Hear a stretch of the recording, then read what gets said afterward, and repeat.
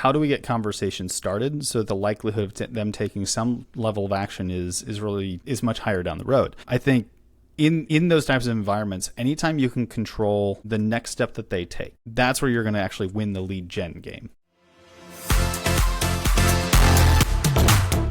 Well, hey Tanner, we are back for week 5 of the 5 ways, and today we're going to be covering the fifth and final out of these 5 ways, which is lead gen. And I'm super excited to dive into this because I'm so curious to see how I can improve in my lead gen. So yeah, let's kick it off. This is a fun one. For those of you that have been listening this whole time and are now catching us on the fifth one, congratulations. You've made it to the probably most anticipated one that everybody wants to know about is lead generation. How do we generate actually more leads within the business? And just a reminder, we do this one last because it is the most resource intensive. There usually is a little bit more that's required from a financial aspect to generate more leads. Not that every strategy needs it, but there's a reason why we do this last. We want to refine different areas first. So as just a quick reminder for those that are listening, make sure you go back and listen to the other 4. We go deep into a couple of these areas, but those that are watching, here's just a quick overview once again, just throwing the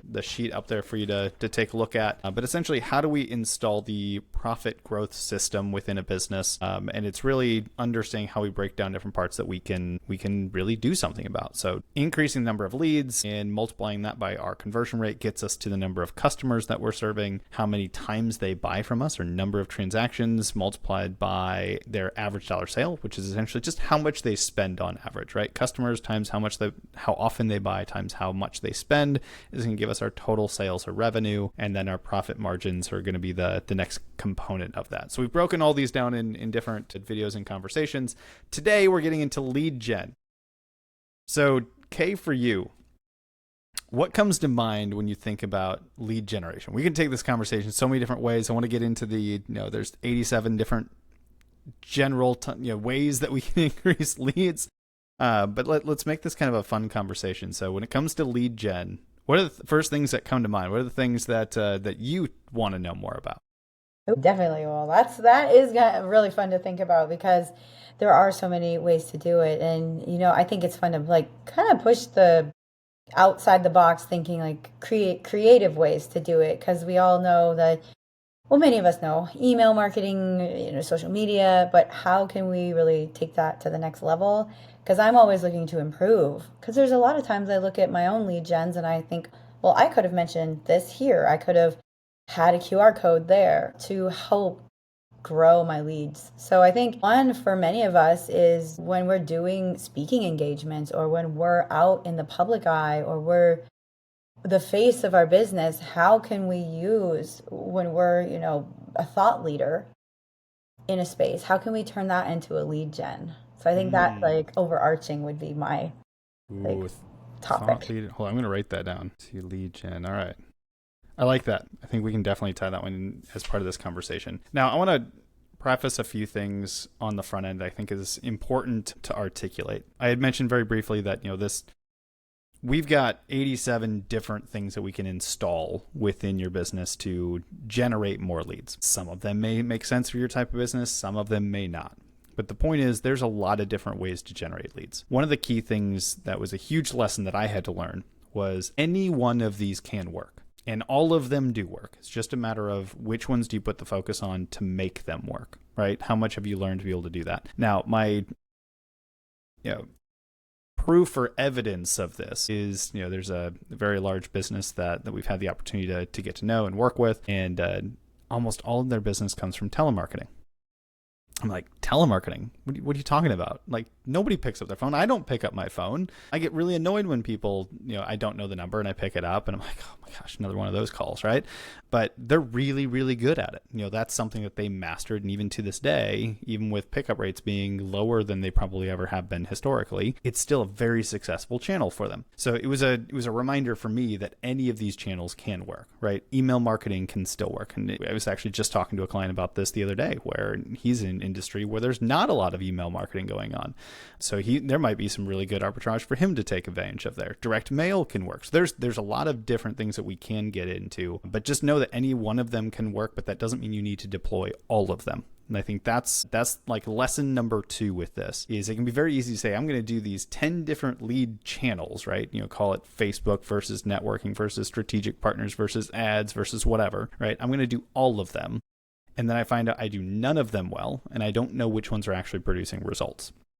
So being able to take a step back and go, which ones are specifically the ones that are like actually generating business?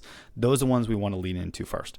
It doesn't make sense to start throwing a whole bunch of dollars at a marketing strategy that we don't know if it's working or not. That's just it's a poor use of our resources, and it's going to make you feel much worse about the profitability of your business, right?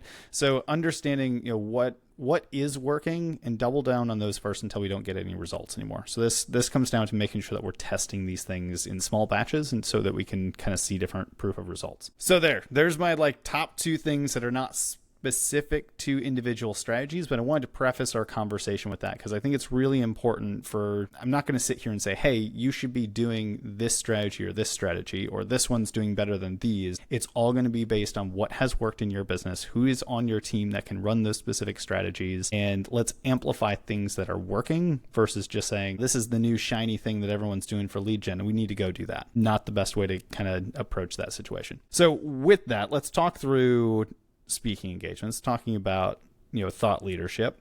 There's a couple things we can break down here. I really like the thought leadership in general because I think there's a lot of lead strategies that come along with it. It's not just a one singular thing, but maybe let's break down speaking or kind of workshop type event related stuff first and kind of see where we go from there. So you had mentioned a CTA, call to action.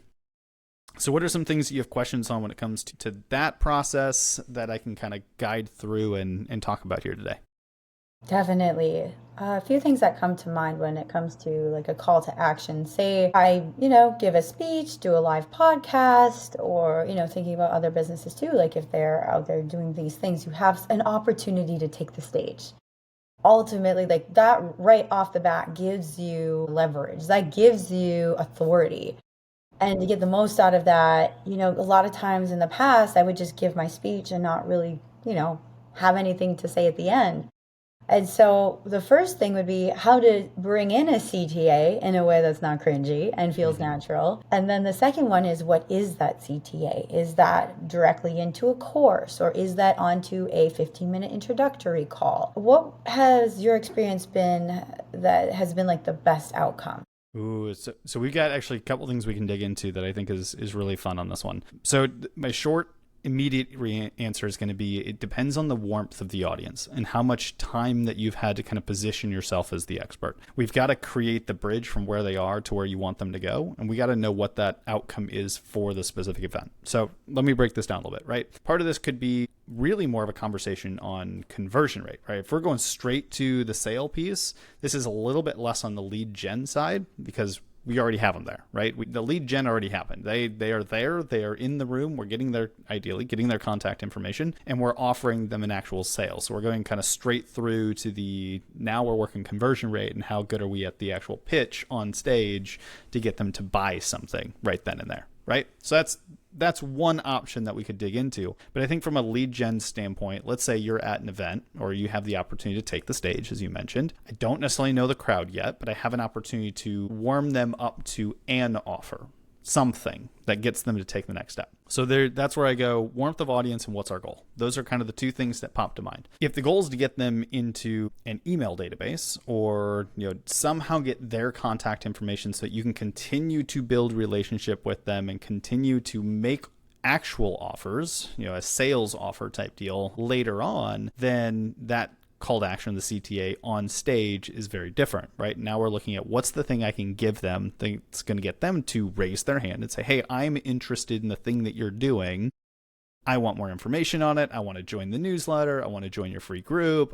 I want something that has to do with the thing that you ultimately will sell me down the road if I'm interested in it, right? So understanding what that goal is, and then understanding how warm your audience is. If you have, 5 minutes to stand on stage and they haven't really seen you, heard from you yet, that sort of thing, the likelihood of having a very, I'll call it intense call to action, meaning it's going to take more resources from them. It's going to take not just their email, but it's going to take their email and their phone number and a time of day and maybe some dollars, right? The more we ask, the more time we need to build relationship. If you have really strong relationship with this audience, I think that bridge is easier because they're already closer to that end goal. And then an ask like that is not crazy. But if it's a very cold audience, I have no idea who these people are. Something very light that's going to allow you to capture information and then warm them up by using email marketing or making a couple phone calls afterwards, different things like that, which is really where we start getting into what's the scripting and the conversion rate kind of things that we talked about in one of the previous videos. But understanding that is going to be really important. So if you're on stage for 2 hours, right, that's a very different game, because now you've had 2 hours to really build rapport and connection and things like that with the audience, where now they're really connected with you. You might be able to ask for a little bit more, move them a little bit further down the road, because you've been warming them up for 2 hours in terms of like relationship and rapport. So those are the top 2 things that come to mind. Is at the end of the day, let's make sure we're capturing their contact information so that we can continue to build that relationship long term. That's really the lead gen side of it. And then as we get into more conversion rate and like what's the next step we want to take, how do we either build the bridge that's required to go from where they are today to where you ultimately desire them to go in terms of being able to solve their specific problems. That's like gives me a lot of great things to think about coming up to these upcoming events that I'm going to be speaking at. Is, have I met these folks before? Is this my first time? Some things I think about right away to help make that happen is when I get to the event, go start walking around, talking to people, get to know them, warm the room. And those are things that we can think about. We don't have to just go stand behind our booth if we have a booth. Or those, stand in a corner with the people that we know, but like to really put ourselves out there, start shaking some hands right away before we get on stage. Would that be something you would say is a kind of a good thing to think about before taking the stage? Absolutely. It's all part of that. How do we get conversations started so the likelihood of them taking some level of action is much higher down the road. I think in those types of environments, anytime you can control the next step that they take, that's where you're going to actually win the lead gen game. So think about, and we've had some events in the past where we've done kind of this exact same thing, right? It's an audience we kind of have met, don't really know them yet, or there's a speaker that came in and kind of did their thing, but they don't have the leads yet. And being able to put a sheet of paper down on everybody's place that has like a little survey or a checklist or something else like that, and during the presentation, if you will, hey, fill out kind of the top 5 boxes here, and put your name in. Submit that and we'll give you a free X, Y, or Z, right? It's a way to then capture the information so that you've got the leads that you can then nurture down the road. So really the game is thinking about how can I continue to get them to self-select interest in a way that I capture the information and the contact info so that we can continue to nurture that relationship over time. Now, I want to challenge you, Tanner, and I want to say, how can we take what we just learned in a speaking in-person engagement, and how can we do that in, say, a different context? Maybe it's an email or something that's not in person, where many of us are living right now. How do we create that same momentum there? Yeah, so email is going to be... I'm actually going to move us away from email just for a minute, only because I think it's important to understand that email itself is not actually a lead channel, right? It's a communication modality, but it's not really a lead channel. We don't get leads from email. We either have to buy the names on a list, or we go somewhere, we capture names from networking, or we capture names from referrals or people that are sending business to us, whatever it is. So we're actually capturing the lead somewhere else, and then we're doing kind of the same thing. How do we warm them up using the offline or the online messages, similar to what we would do offline on stage, things like that. So you can think of those as the conversion tools, and knowing that like an email, you may need 20 emails before somebody's going to convert on that. But how do you continue to provide value? How do you do some of the same things you would do on stage, but break it up into multiple different communication pieces that they actually consume? So by the 20th email, they're like, oh yeah, actually I do want to take this next step. I've been getting value for 20 weeks now. This is amazing. So it's a little bit different framework in terms of how we break it apart, but it's the same basic process that's happening. Now, but we can take this online and think of it from a lead gen standpoint. So you mentioned thought leadership, right? I want to be somebody that's a thought leader in my my industry, something else like that, or I want somebody on my team to be a thought leader within the industry. And one way to do that is be on stages. Well, what's the digital equivalent of that? Social media, podcasting, like different things like that. We're still doing virtually the same thing, but now we're not in front of a live audience. We're in front of an audience that may see it later today, might see it tomorrow, might see it whenever's convenient for them. So how do we get lead gen out of this? Right? One way is to actually have some sort of call to action, just like we talked about being on stage and having some form of, hey, if you really liked this, comment this here, or send me a DM, or fill out this thing on this link, or whatever it is to help capture that information. Take them, the person that's seeing the content, and take them off of the platform they're consuming it on and putting it into a database that you own. That is like the concept of what we want to do. Now, one of my favorite things to do, though, is if you're doing kind of thought leadership and posting content and things like that, you may get a whole bunch of people that interact with your post. You know, it might be likes, it might be shares, it might be comments, it might be a mix of all of them. But on most platforms, you can see who liked the post. You can see, obviously, who's commenting on the post, things like that. Reaching out to every single one of them, one-to-one. Direct message on the platform, say, hey, saw that you liked the post or saw that you commented on the post. What was your favorite thing about it? What was your top takeaway from it? And all of a sudden you're starting a conversation. And then that leads to the ability to capture that contact information, pull it off of that specific platform in your email list or wherever, or invite them to a sales conversation if they're warm enough and things like that. So there's ways to take that same thing that's happening offline on stage and then doing it digitally, and just knowing that the scale of it's a little bit different, right? You can reach a lot more people, but it's going to be a colder audience. So you're going to need to do a little bit more work to warm up those conversations. Wow, I love that, because it just shows how you can take one kind of method or one thought and use it in multiple ways, because not everybody's going to have the stage, the stage is your social media, or the stage is something else. And so that's really cool that you can take both of those opportunities and create a system around it. And kind of going back to what we had talked about previously when I asked the question, what is that call to action? Is it a sales call? Is it a 15-minute call? That's another thing too, is I'm always confused about where should I take them next? Is it a coffee meeting or is it like right into the sale?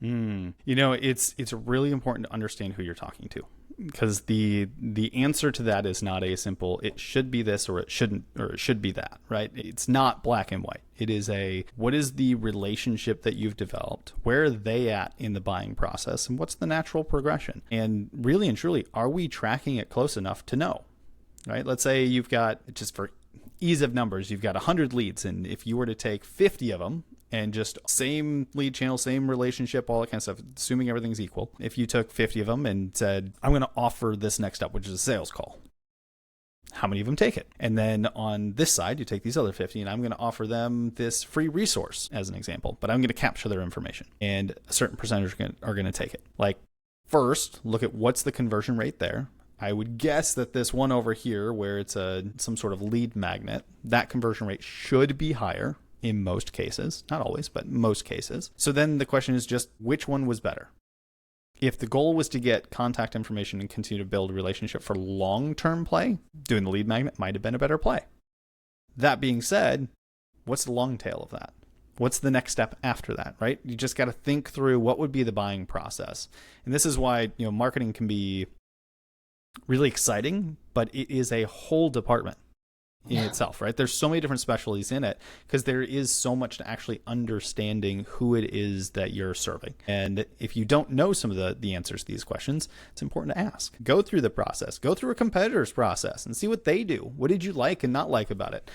Where did you go? Like, I didn't know how to buy this thing, and I really needed to understand this step before I could move to the next step. Like, those are the things you have to think through, because your buyers are going to go through that same process. Think about how you make purchasing decisions. Mm-hmm. Like, what does that look like? How much research did you do? And once you start to realize, okay, when I buy these types of things, I usually look at the website, then I, maybe look at some testimonials, maybe I'll watch a video or two, and then I'll book a call. If you know that's going to be the case and you're the same as that, then your process should be, how do I do all of those things and make that really easy for them to get through those processes in the way that I control, because I'm guiding them through the journey now, so that the natural next step is that they're going to take the next the sales call, right?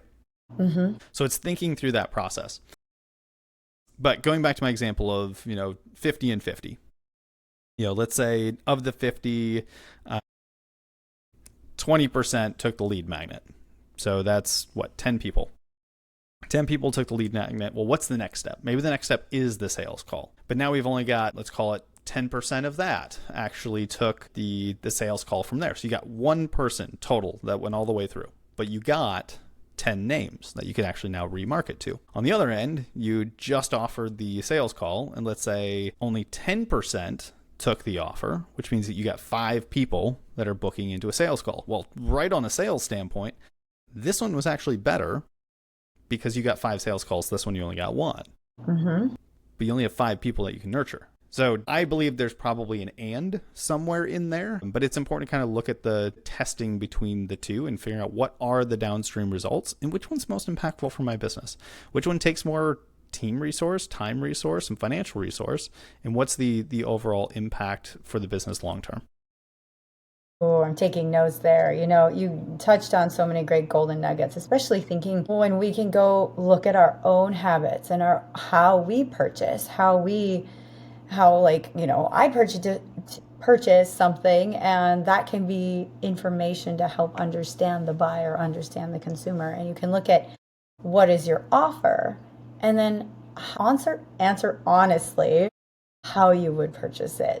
Say it's a course or maybe it's a product, and those are different. Like a $20 t-shirt is different than a $3,000 course. And how I think about I'm going to purchase those two things. And so I think that's a golden nugget there. Just like kind of think about how would you buy? Absolutely.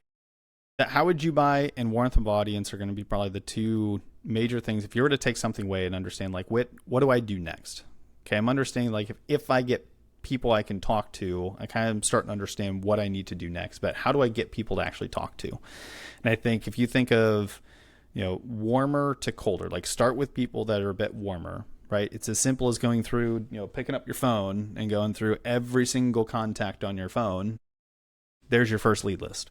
Mm-hmm. Then go a little bit colder, which might be everybody on your social platforms. Like, here's everybody that I'm connected with. All right, then take it one step further. Who are those people connected with?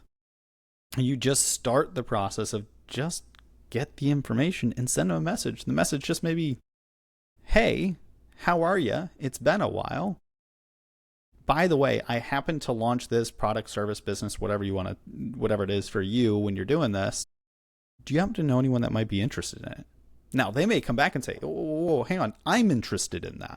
But it's a way to start thinking about, how do I get lead generation off the ground if I'm starting from zero? That's an easy way to go. Now, once you've exhausted kind of the warmth, then we got to start going into, who has the audience that I'm interested in? We might get into strategic partners, or we might get into collaborations and different things like that, where you look at, like, where do they live? Like, where's my audience spending their time? And then how do I get in front of those people, right? That's the core component of lead gen. You can do that through direct mail. You can do that through social media. You can do that through telemarketing, right? If you get names on a list, you can start to make phone calls. You do that through, direct messages on LinkedIn or Facebook or Instagram or different things like that. It can be, hey, I know that everyone that I'm trying to sell to loves industry magazines, and they're always picking up the latest issue of X, Y, and Z. Well, then maybe that's a good option.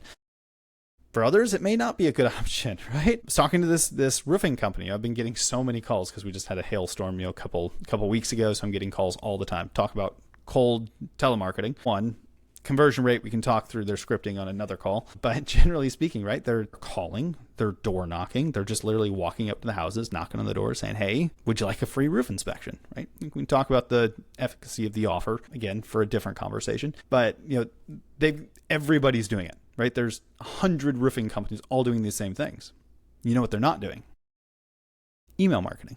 Not a single one of them is grabbing my email address and then sending me things. They're doing direct mail. I open the mailbox and there's tons of flyers. Great. In the garbage because it's just too much noise. Versus if any one of them would have been sending me like, hey, just heard that you're sending it as an email. Hey, just saw or heard that your house may have gotten hit by hail. You guys okay? Mm-hmm. Like, totally different feel, that would cut through the noise, and all of a sudden they've got a lead. Yeah. So it's just a matter of like where's the attention going, and how do we get in front of it. So kind of some top takeaways is start with your warm audiences. Literally just go through a list of people that you're connected with, and then start to branch out. Look for secondary warmth, which is essentially those who have your audience, and then eventually you'll need to go even bigger and then start looking at really cold audiences. Now this could be, now we're doing paid ads, now we're doing different things like that to generate names on a list that we can nurture and build a relationship with, and ultimately invite them to do business with us. Definitely. Well, this has been such a great conversation. I was taking notes the entire time because this is something I think we all can work on, and we can all make it our own, which is super cool. So don't be afraid. Try some things out and know that you can always pivot, you can always refine, and you can always see what works, what doesn't work, and do what's best for you and your business. Yes. And I will end on the note, this is why we left lead generation for last. This is a long conversation. Like, we could sit here and talk another like 2 hours on this topic. There's so much to get into, and I encourage you not to do it alone. Whether you reach out to someone on our team to have a conversation of what does that look like for you and your team. You work with a specialist company, whether it's a marketing company or something else like that, but have somebody in your corner that understands it. And go back through the other 4 areas that we talked about in the previous podcasts. Do those first, because that's going to free up the financial resources that's going to allow you to invest effectively into some of these different lead channels. So keep that all in mind. This is not a figured out tomorrow situation. Learn the process as you go, and really make sure you've got some folks on your team that are going to help guide you through this process. Definitely. Thank you so much, Tanner, for this incredible conversation, and we'll definitely see you again next time.